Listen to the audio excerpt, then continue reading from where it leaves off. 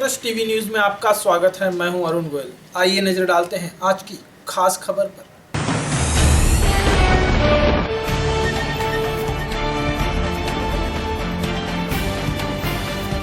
न हो रहा लॉकडाउन के नियमों का पालन, न ही धारा 144 का। वहीं पुलिस खड़ी रही और गायब हो गया सोशल डिस्टेंसिंग का फार्मूला। जी हां, हम बात कर रहे हैं वसई विरार में खुली शराब की दुकानों का, जहां आप ये भीड़ देखकर अंदाजा लगा सकते हैं कि यहां प्रशासन के कौन से नियमों का पालन कर शराब बिक रही है। वहीं यह है वसई के सातीवली की धनु वाइन्स, जो कि कमलेश जायसवाल के नाम पर है। यहाँ खुलकर प्रशासन के नियमों की धज्जियां उड़ाई जा रही है, कोरोना संक्रमण को दावत दी जा रही है। वहीं इस मामले में समाज सेवक विजय रामराजे ने मीडिया को जानकारी दी।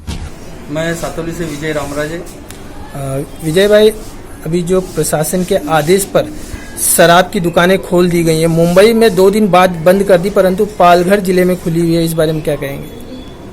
पालघर जिले में जो दुकानें खुली हुई है वो दुकानें बंद होनी चाहिए।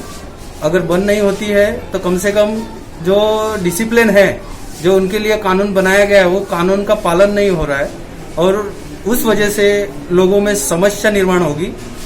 अगर डिसिप्लिन का पालन नहीं किया गया तो वाइन शॉप पे लोग कहीं कहीं से कहां से आते हैं वो किसी को पता नहीं है और उनको क्वारंटाइन नहीं किया जाता है, उनको चेक नहीं किया जाता है, उनको सैनिटाइजर नहीं लगाया जाता है। मैं सातोली एक गाँव, वसई सातोली गाँव से बोल रहा हूँ।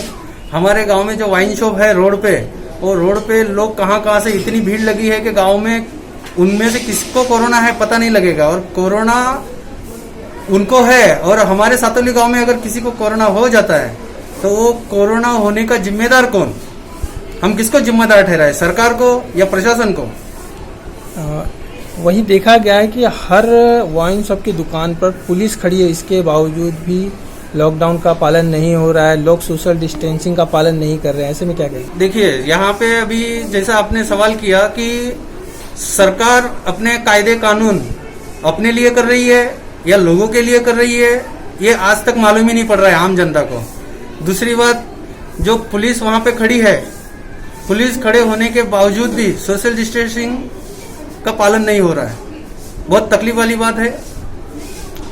महाराष्ट्र के मुख्यमंत्री से क्या कहना चाहेंगे कि उन्होंने मुंबई में सिर्फ 2 दिन शराब की दुकान खुली, वहां की हालत देखकर वहां तो बंद कर दिया, परंतु पालघर जिले में अभी भी दुकानें खुली हैं, जो कि यहां पर लॉकडाउन का पालन नहीं हो रहा है। मैं सरकार से निवेदन करना चाहता हूं कि दारू की दुकानें बंद होनी चाहिए। लोगों के पास खाने के लिए पैसा नहीं है, लोग कहां से पैसा लाते हैं दारू पीने के लिए, वो तो पीने वाला ही बता सकता है। मैं एक आम आदमी हूं, इसके लिए मैं अंदर की बात बताना चाहता हूं कि लोग दारू पीने के लिए कहां से पैसा लाता है। हर आदमी के पास पैसा नहीं है। कोई आदमी बीवी से झगड़ा करके आया हो, कोई आदमी बीवी का गहना बेच के आया हो, कोई आदमी कहां से कर्जा करके दारू पीने के लिए पैसा लाया गया है, वो किसको मालूम है।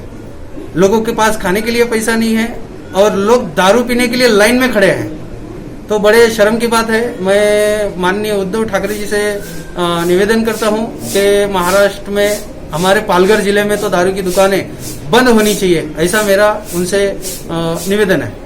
महाराष्ट्र गवर्नमेंट ने जो दारू की दुकानें या दारू के जो भी ठेके हैं, जो इनको चालू करने का जो परमिशन दिया है, मेरे हिसाब से तो वो गलत है। क्यों?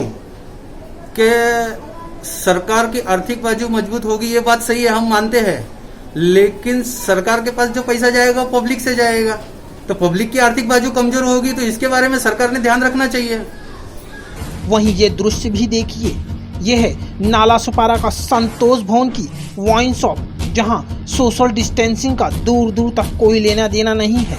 वहीं जब पुलिस आई और वो जबरन एक दूसरे को दूरी बना रही थी, तब भी कोई खास असर देखने को नहीं मिला। पर सोचने की बात तो यह है कि पुलिस फिर भी कह रही है कि यहाँ सोशल डिस्टेंसिंग रखा जा रहा है। यहाँ पे काफ़ी लंबी भीड़ है, कई जगह पे सोशल डिस्टेंसिंग का पालन नहीं किया जा रहा है, जबकि पुलिसकर्मी भी यहाँ पे नहीं है। क्या कहना चाहोगे, क्या शराब विक्रेता पर कोई कार्रवाई की जा सकती है?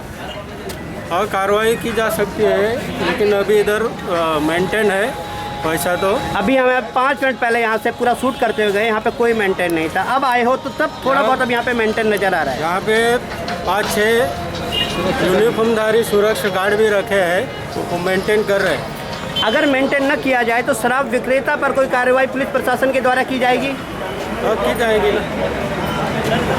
अरे साहब, कम से कम कैमरे के सामने तो झूठ मत बोलिए।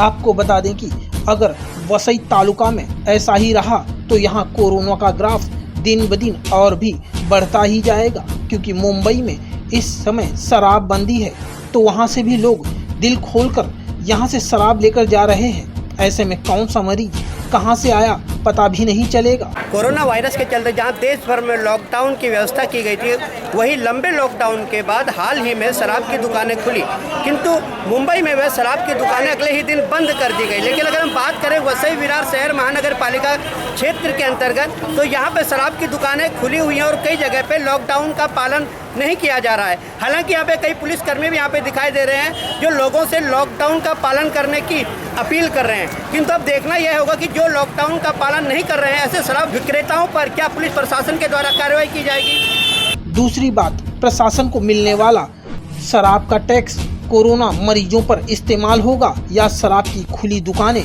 वसई विरार में कोरोना मरीजों के आंकड़े बढ़ाएगी, ये प्रशासन को ध्यान देना होगा। वसई विरार से क्राइम रिपोर्टर्स टीवी न्यूज़ की एक रिपोर्ट।